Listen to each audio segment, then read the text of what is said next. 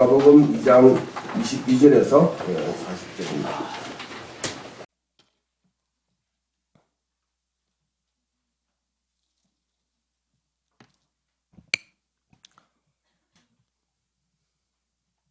교독하겠습니다. 모세의 법대로 정결 예식의 날이 참에 아기를 데리고 예루살렘에 올라가니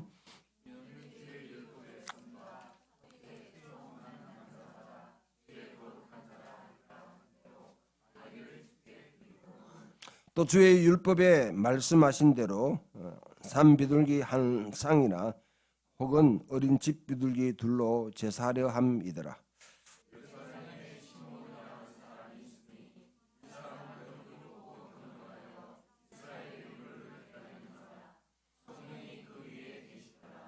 그가 주의 그리스도를 보기 전에는 죽지 아니하리라 하는 성령의 지시를 받았더니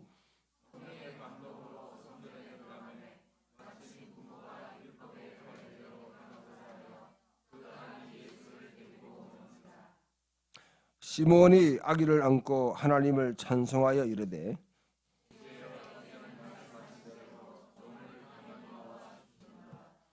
내 눈이 주의 구원을 보았사오니 이방을 비추는 빛이요 주의 백성 이스라엘의 영광이니이다 하니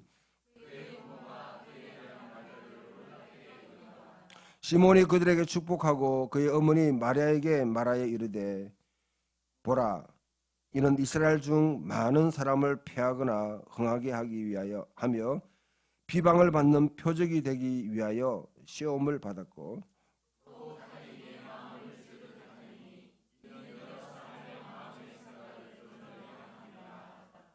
또 아셀 지파 바누엘의 딸 안나라 하는 선지자가 있어 나이가 매우 많았더라. 그가 결혼한 후 7해 동안 남편과 함께 살다가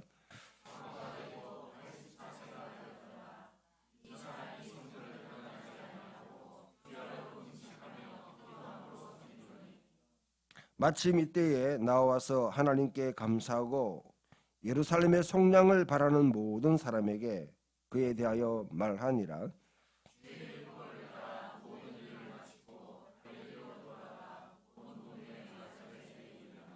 아멘. 오늘이 절기상으로 어떤 날인 줄 아십니까?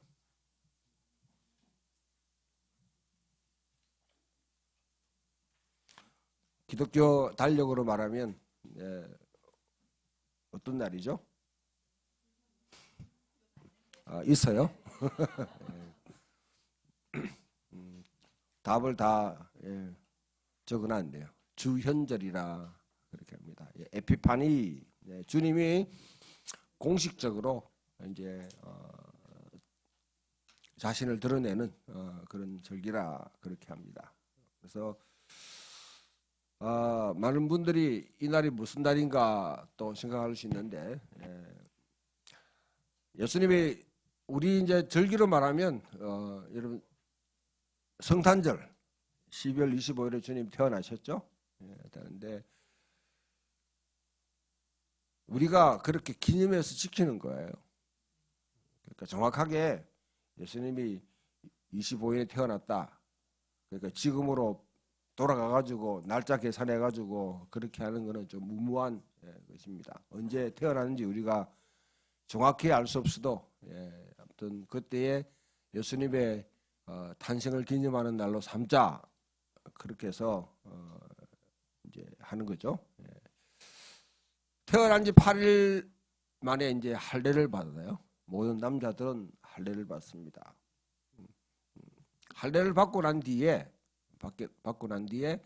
그 다음에 이제 이렇게 오신 겁니다. 그걸 8일 만에 왔느냐? 그게 아니죠. 아니죠. 레위기 12장을 읽어보면 이스라엘의 남자아이가 태어났을 때는 규례가 있습니다. 7일 동안은 부정할 것이요. 7일 동안은 우리 보면 우리나라는 3.7이라는 게 있잖아요. 3.7. 우리는 젊은 분들 잘 모르시죠? 옛날에는 여러분 태어나면 그 고추 이래 가지고 금줄을 쭉 이렇게 해놨어요. 왜냐하면 우리나라의 이제 이유는 뭐냐면 다른 악한 영이 악한 것이 아이한테 접근하지 못하도록 차단을 하는 그런 역할을 하죠. 이스라엘 율법에는 일단은 아이를 낳은 부모는 7일 동안 여인은 일단은 부정합니다. 죄송합니다. 내가 지은 게 아니고요. 그건 이제 성경에 있는 겁니다. 그 다음에는 남자 아이를 낳으면 33일 동안 격리돼야 됩니다. 그러니까 바깥 출입을 못하는 거예요. 우리하고 좀 37하고 좀 비슷하죠. 그다음 여자 아이는 죄송합니다. 66일을 그 배를 갖다가 그렇게 그건 저한테 따지지 마시고 그 당시 문화적인 규례를 따라 가지고 그렇게 했는 것 같아요. 그러고 난 뒤에 지금 남자애를 낳았으니까 7 더하기 33이면 40대겠죠. 40일이 지나서 그렇게 등장하셨다 생각하면 됩니다. 혹시 여러분들 가운데 이제 마태복음을 읽어보면 예수님 태어났을 때에 뭐 헤롯이 사사히 뒤져가지고 사람들 다 죽이려고 했는데 그 다음에 뭡니까? 그 부모들은 지금 애굽으로 피신했다. 이거 어떻게 맞느냐? 그거는 여러분들이 잘 조화시키세요. 그러니까 성경은 다양한 시각 속에서 예수님의 탄생 이야기를 적기 때문에 겉으로는 또 모순된 것 같이 보이지만은 또 하나의 특별한 관점 속에서 읽어내는데 쉽게 말하면 뭐 헤롯 왕이 팔팔 막 이렇게 막 날뛸 때는 애굽으로 피신했다가 그 과정에 8일 동안 할례라든지 뭐 이 부정의 규칙이 있고 그 다음에 돌아와서 이제 여기 성전에서 이제 보이고 그 다음에 이제 나사렛으로 갔다 뭐 그렇게 생각하면 되겠죠. 자 그리고 여기 보면 그 부모가 그때는 이게 레위기 12장을 보면 규칙상 이제 그 아이를 낳았을 때는 어린 양 한 마리, 그 다음에 이제 비둘기 2마리를 이제 속죄제로 속건제로 드리게 되었어요. 근데 예외 규정이 있는데 가난하거든. 어린 양을 그렇게 드릴 수 없는 상황이 되거든. 그러면 집비둘기나 그 다음에 산비둘기 2마리를 드리라. 그러면 우리 여기 보면 예수님의 가족이 어린 양과 비둘기를 드렸습니까? 아니면 비둘기 2마리를 드렸습니까? 오늘 읽었던 본문에 산비둘기든 집비둘기든 그죠? 비둘기 2마리 드렸죠. 그러면 이거 자체가 뭡니까? 예수님의 가정이 가난했다. 저는 어떤 부모든지 아이가 태어나면 그래도 100일 잔치 뭐 아니면 첫돌 잔치 이런 걸 좀 거대하게 형편이 좀 어렵더라도 좀 이렇게 과시하듯이 해주고 싶은 게 사실 부모들의 마음이잖아요. 안 그래요? 그게 흐레의식이다 이렇게 할 수도 있어도 그래도 자기 자녀를 위해서는 뭔가를 해주고 싶은 게 모든 부모들의 마음입니다. 예수님의 가족이라고 예수님이 태어났을 때 그 정결의식을 행하는데 정말 어린 양과 비둘기가 뭐 차이 날까 이렇게 생각해도 아무튼 어린 양은 조금 프리미엄이 붙는 겁니다. 왜냐하면 그런 성전 근처에서 제사장들이 제물로 공급하는 어린 양은 보통 시가보다는 탐욕스러운 제사장들이 다 주장하기 때문에 훨씬 더 높게 잡겠죠. 높게 잡겠죠. 그러니까 가난한 사람으로서는 도무지 그것을 감당할 수 없으니까 참 그냥 집비둘기 아니면 산비둘기 2마리로 드리려고 했다. 저는 이 장면을 보면서 참 우리 예수님 하나님 좀 해도 너무하시다. 하나님 해도 너무하시다. 사랑하는 아들, 우리가 생각할 수 없는 하나님 보좌에 함께 계셨던 그분인데 창조 때부터 함께 하셨던 그 아들을 이 땅에 내려보내셨는데 좀 화려한 왕궁이나 아니면 부잣집이나 뭐 권세 있는 사람들 속에 태어났으면 훨씬 더 그 뜻을 이루는데 좀 편했을 것이다. 좀 쉬웠을 것이다 생각하는데 그것도 여러분 가장 찌들어지게 참 가난한 집안, 그 집안에 참 태어나게 하시고, 근데 하나님이 할례를 받을 필요가 있어요? 하나님의 아들 아닙니까? 신적인 신분이 있다고 생각하게 되면 하나님이 있었던 그분 할례를 받아야 돼요. 또 그분도 또 정결 의식을 또 치르는 거죠. 예수님이 철저하게 자기 자신을 참 눈높이를 맞추는, 그 땅에 살아가고 있는, 그걸 우리 전문적인 이제 용어로는 암하르츠라고 표합니다. 땅의 사람들, 이 땅의 사람들의 눈높이에 맞춰서, 그것도 가장 그 사람들 가운데서도 신적인 참 위치에 계시던 분이 사람의 욕심을 입은 것만 해도 그 당시엔 굉장히 스캔들입니다. 우리나라에서 미투라든지 이런 거 하면 스캔들이라고 그렇게 하잖아요. 근데 그 당시에 지성인들, 특히 헬라 철학에 아주 철저하게 교육을 받았던 사람들 중에는 도무지 이해 안 되는 건데, 육신을 입은 것만 해도.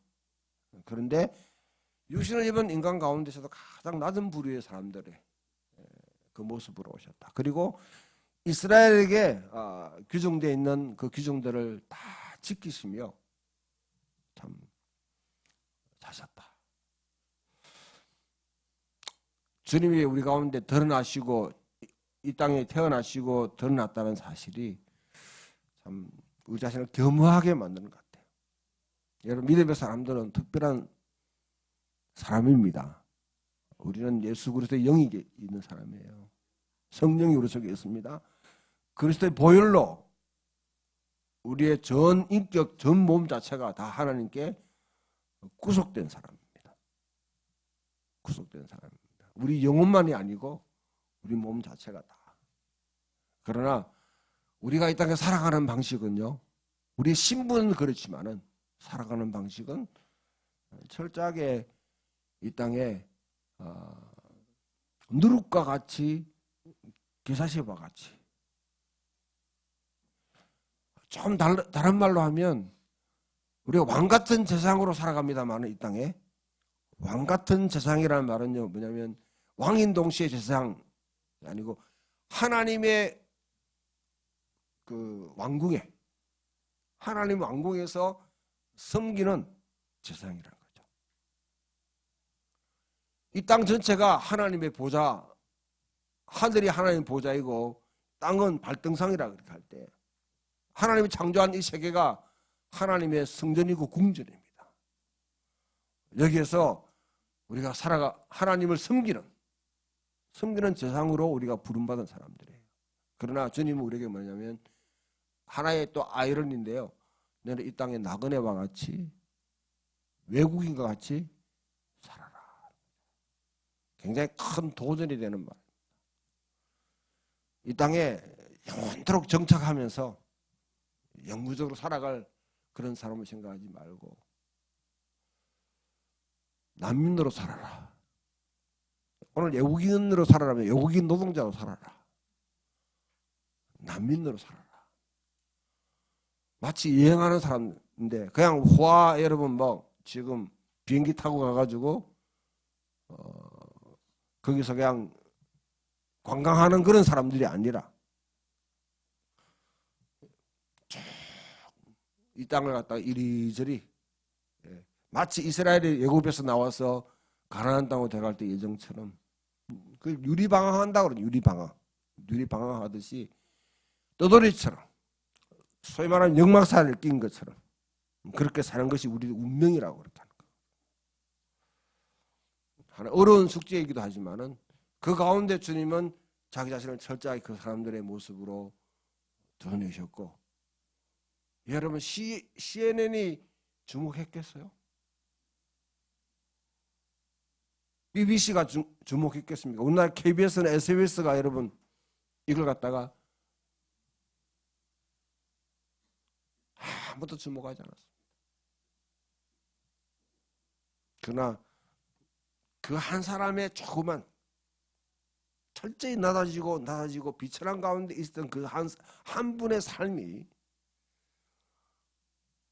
지금 와서는 전 세계를 변화시키는, 예수 그리스도의 복음이 증거되는 곳곳마다, 하나님의 나라의 가치가 실은 구현되는 곳곳마다 이 땅에 사탄이 통치했던 왜곡된 불의와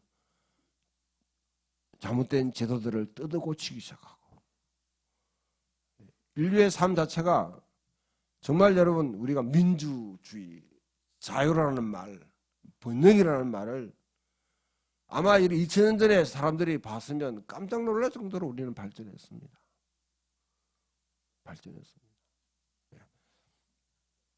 그런 축복을 주신 분으로 참 이 땅에 드러내셨다. 그러면 하늘을 시작하는 이 마당에 이 주연절이 어떤 의미가 있는가? 우리는 이 땅에 드러내신 주님과 함께 그 주님의 모습으로 한 걸음 살아가도록 우리는 부름을 받았다는 사람이죠. 특별히 위대하거나 특출하게 뛰어나거나 아니면 자기 이름 석자를 여러분 날리면서 주목받는 그런 삶이 아닌, 마치 우리 아골골짝 빈대로도 소돔 같은 거리에도 가스복음을 잘 이름 없이 빛도 없이 숨기겠다고 참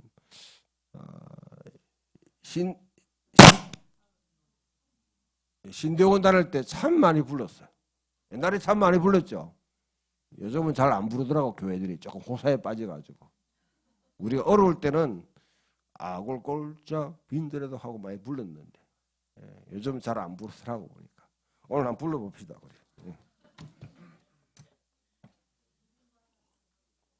예, 부름받아 놨으니 몸.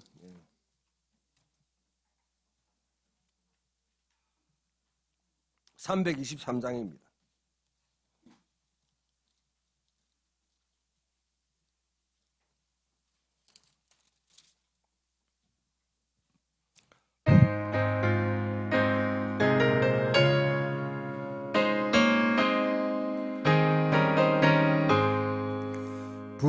부름받아 놨으니 몸 어디든지 가오리다.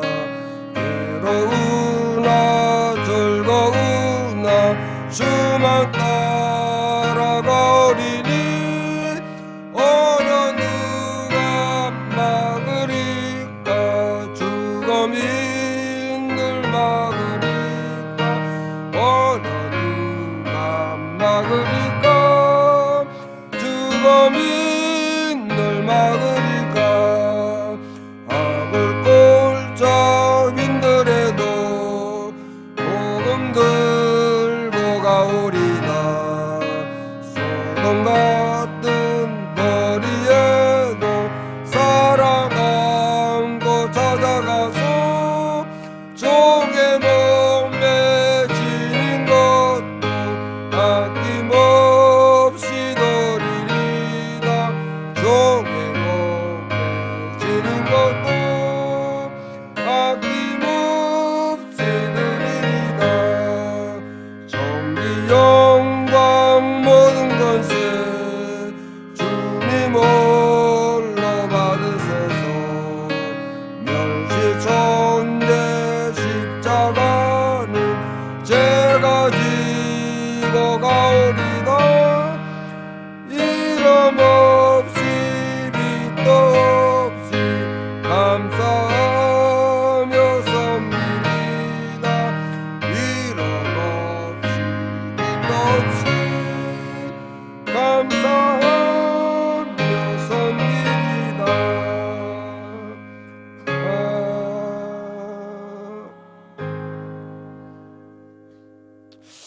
적어도 7, 80년대 우리 믿음의 삶을 살았던 분들은 참 이 찬양을 부르면서 이렇게 살기로 결정을 했는데요.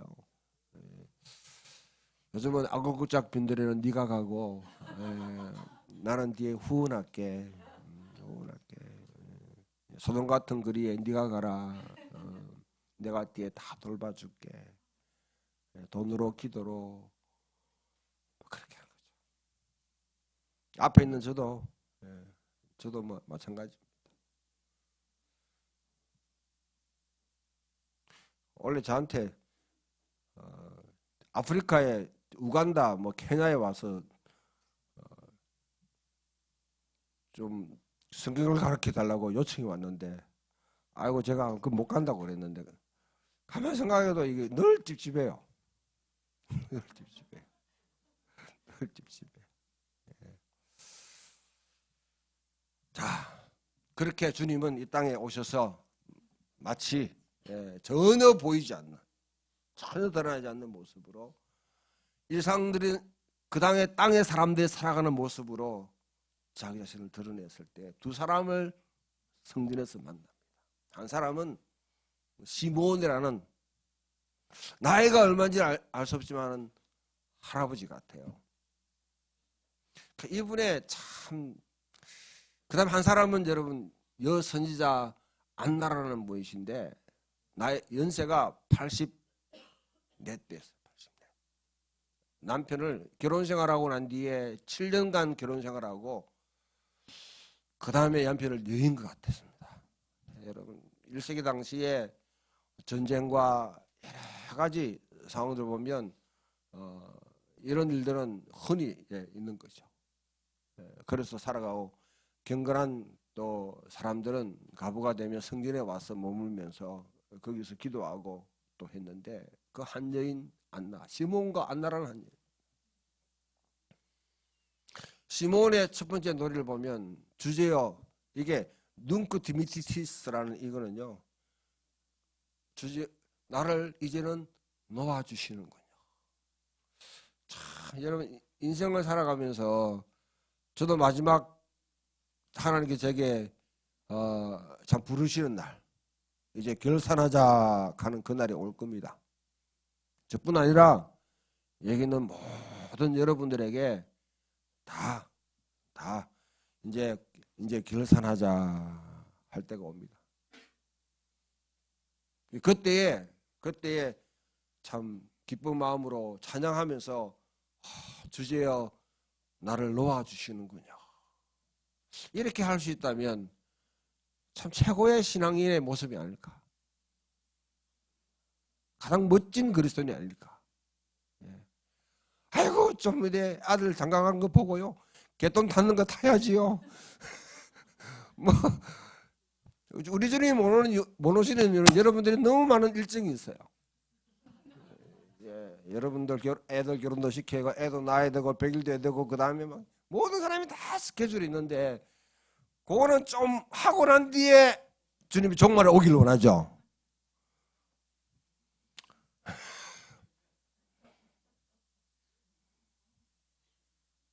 이런 여러분 상황 속에 하여튼 시몬은 주제여 나를 놓아주시는 거죠. 왜냐하면 이 사람은 의로운 사람이었습니다. 경건한 사람이었습니다. 무엇보다도 여러분 어렵고 경건하다, 우리 소위 말하면 여러분 잘 믿고 신앙생활 열심히 하는, 큐티도 하고요, 새벽기도도 하고 그 다음에 예배도 잘 참석하고 잘 섬기는 분이에요. 그런데 그 지평이 한 단계 탁 올라가게 되면 이스라엘의 위로를 기다리는 자라. 여러분 무엇을 기다리고 있습니까? 무엇을 가장 사랑합니까?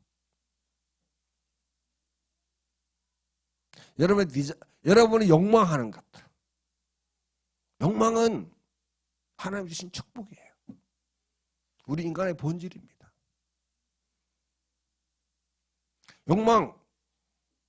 욕망이 어떤 방향으로 가느냐에 따라 다르지요. 욕망은 가장 원초적인 겁니다. 인간은 알기 전에 욕망을 해요. 아이가 딱 태어나면 엄마의 젖을 찾죠. 배고프다 하잖아요. 하잖아. 근본적으로 인간은 욕망하는 인간입니다. 그건 에로스적인 거예요. 에로스적인. 근데 무엇을 여러분이 욕망하고 여러분이 바라고 여러분이 사랑하는 것이 바로 여러분입니다. 여러분 자신입니다. 그것을 정직하게 인정할 수 있어요. 근데 이분은 이스라엘의 위로를 기다리는 자라. 야, 네 팔자라 고치라. 예수님이 나사렛 선할 때 니나 잘해라. 어머나 니나 고치라. 그 말처럼 네 꼬라지나 봐라. 그렇게 할 수 있는데 그 주변의 시선, 다른 사람이 평가하는 그 평가, 기대, 그것을 뛰어넘어서 이스라엘의 위로를 기다리는 자. 오늘 여러분 이 한국 땅에 살면서 여러분들이 어떤 것을 기대합니까?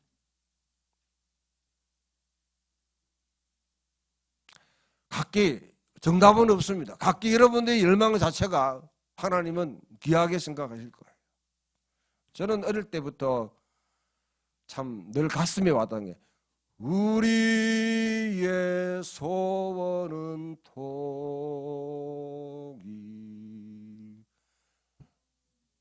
또 소원은 통일 이 나라 살리는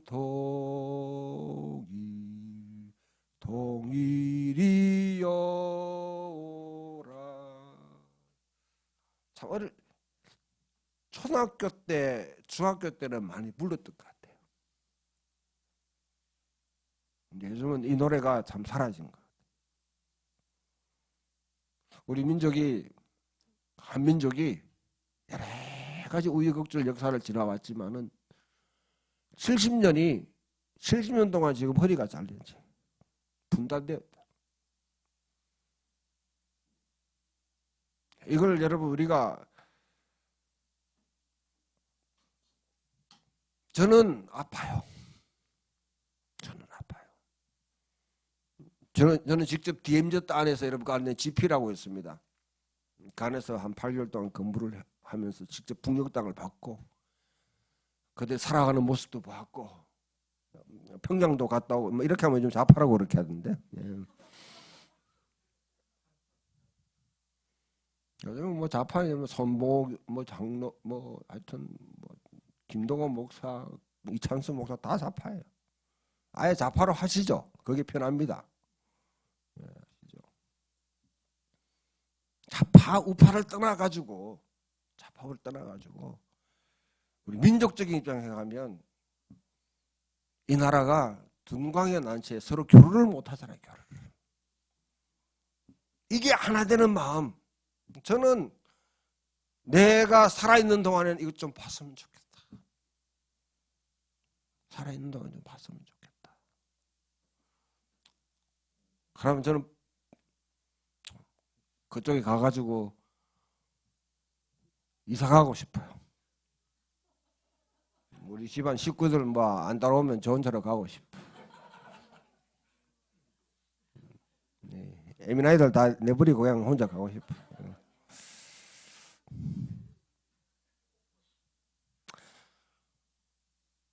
저한테는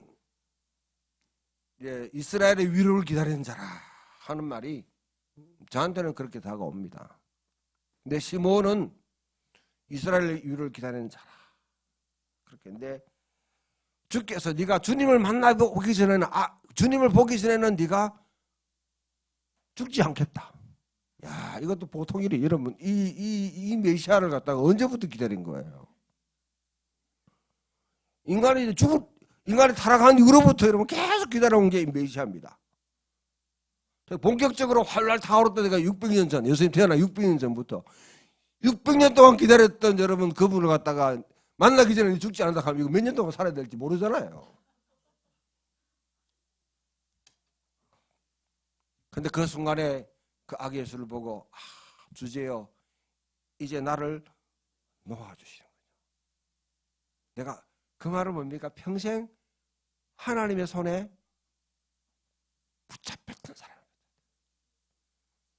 내가 하나님을 움켜쥐려고 했는 것이 아니라, 내가 하나님을 잡으려고 아둥바둥 했는 것이 아니라, 그 사람 자체가 하나님이 그를 붙잡고 계셨던 분이에요. 너는 이 땅에 정말 소중한 사람이야. 네가 해야 될 일이 있어. 이 일을 마치고 나한테 와라. 힘들지만 와라. 참 어쩌면 여러분, 그 이스라엘 전체 백성들 수많은 사람들이 신앙생활한다고 여호와를 경외한다고 하는 그 삶 가운데 참 가장 멋진 사람이 아닐까 그렇게 생각합니다.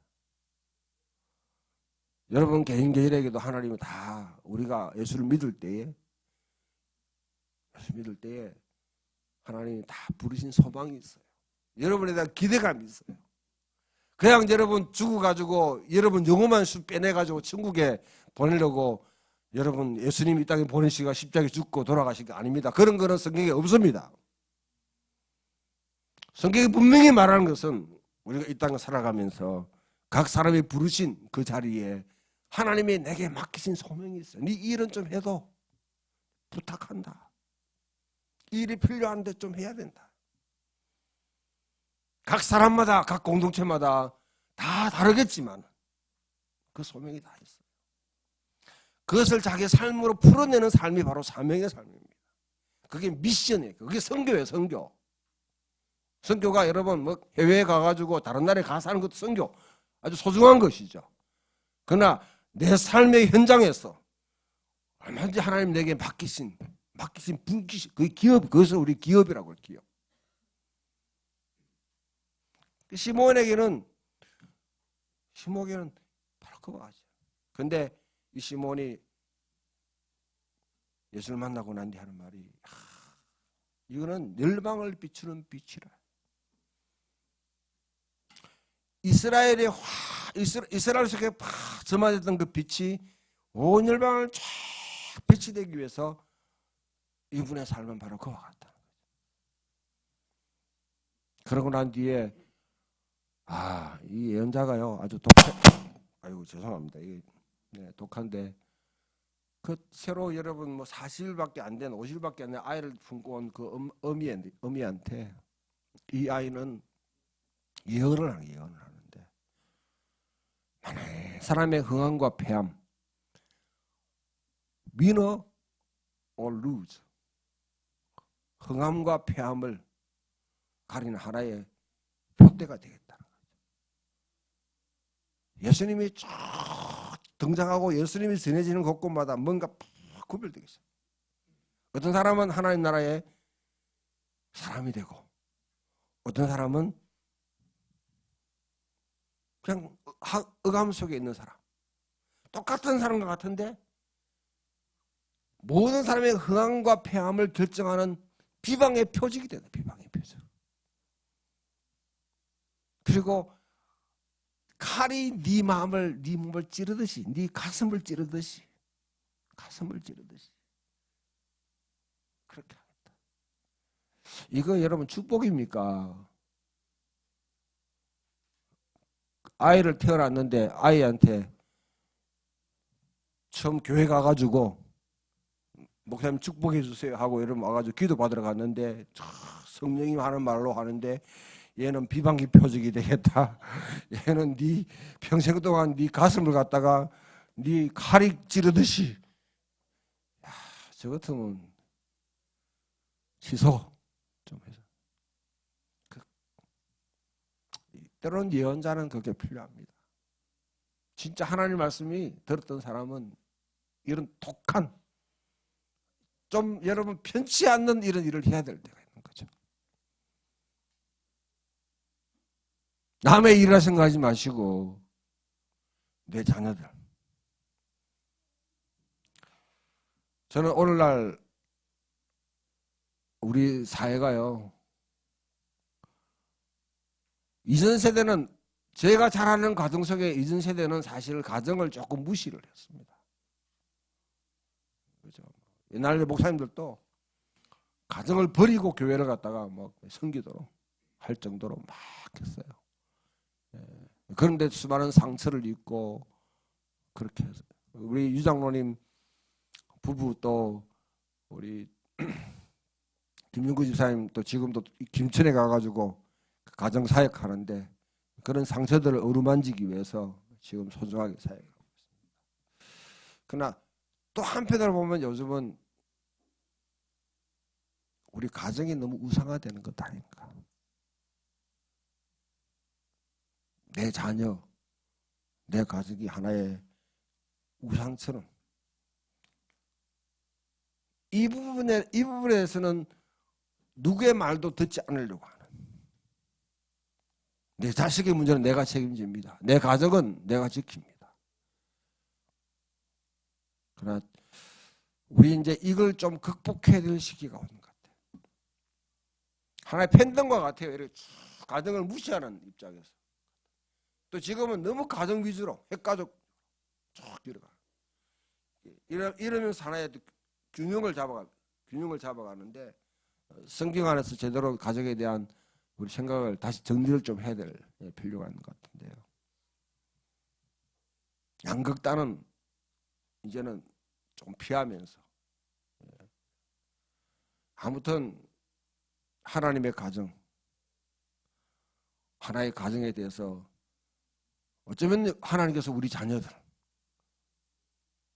비방이 퍼지게 되도록 하기 위해서 믿음의 생활을 하라고 해야 될지도 모릅니다.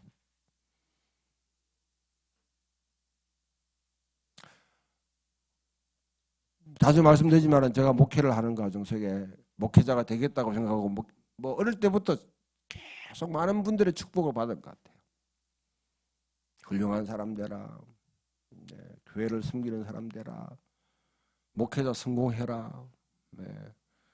제가 고등학교, 대학교 때 여러분 저한테 어떤 분이 막 기도할 때 이 사람은 칼바르트와 불뜨만을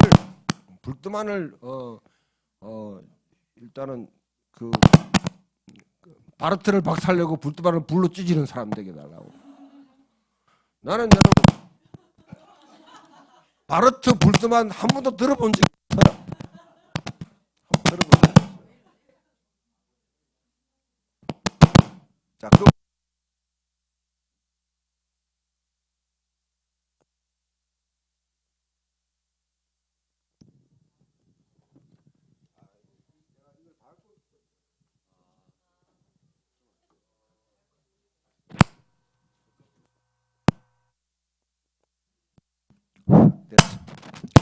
하나, 둘, 셋. 됐어. 자, 조심할게요. 아무튼, 네.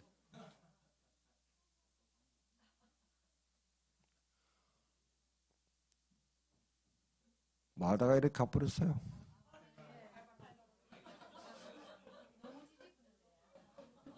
근데 뭔가 훌륭한 사람 되고 뭔가 위대한 일을 행하기를 원하는 사람.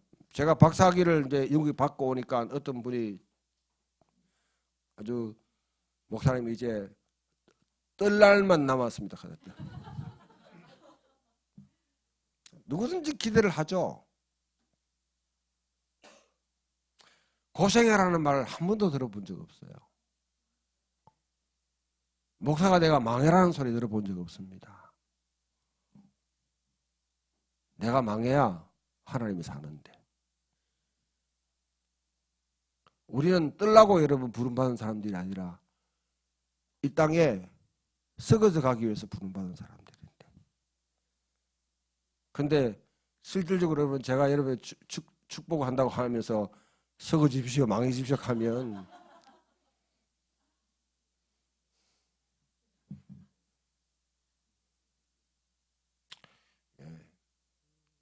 저는 시므온이 하나님의 영광 중에 하나님의 영 가운데 성령 가운데 성령이 그 위에 머물러 있는 사람이었어요.